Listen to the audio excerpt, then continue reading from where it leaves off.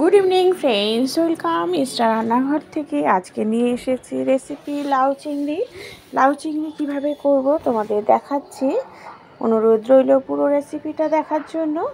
দেখো, যারা লাউ ভালো করে কাটতে পারো না, আমিও কিন্তু কাটতে পারি না, একটু প্রেশারে সিটি মেরে খুন্তি দিয়ে ভালো করে একটুখানি স্ম্যাশ করে নেবে, দেখবে খুব ভালোভাবেই লাউটা হবে।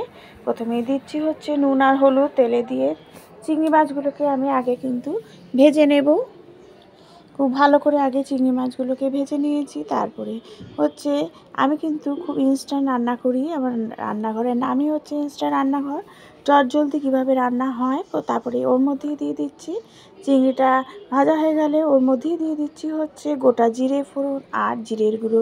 জিরের গুঁড়ো কিন্তু সব সময়ের জন্য কোনো তরকারির উপরে না দিয়ে ডাইরেক্ট তেলে দেবে, দেখবে একটা ভাজা মশলার গন্ধ আসবে, খেতেও কিন্তু খুব টেস্টি হবে। তারপরে দিয়ে দিচ্ছি হচ্ছে সেদ্ধ বয়েল করা লাউটা দেখেছো কতটা কিন্তু চেয়ে আছে, কারণ ভালো করে কাটতে পারি না। প্রথমেই বললাম, অনেকে এরকম আছো আমার মতো, তারা কিন্তু কোনো ভয় পাবে না, রান্নাটা করাটা কিন্তু খুব ইজি। হ্যাঁ, এইভাবেই হচ্ছে কড়াইতে দিয়ে দেখো খুন্তি দিয়ে একটু মেরে মেরে করবে, দেখবে একদম সুন্দর ঝিরঝিরি করে, আর মনে হবে ঝিরঝিরি করে কাটা হয়েছে লাউগুলো।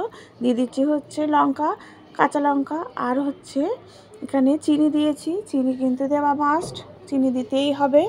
দেওয়ার পরে একটুখানি ভালো করে আবার নাড়িয়ে নেব, ভালো করে নাড়িয়ে নিতে হবে।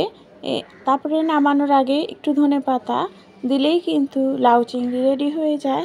একটুখানি লাউ কিন্তু একটু বেশিক্ষণ টাইম লাগবে, কারণ হচ্ছে এখানে যতক্ষণ না একদম শুকা শুকা হয় ততক্ষণ কিন্তু এটা করে যেতে হবে।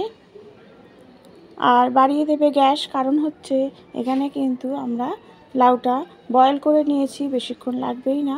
সুন্দরভাবে দেখো, লাউ যদি ভালো করে কাটাও না হয়, কত সুন্দর রেডি হয়ে গেল লাউ চিংড়ি।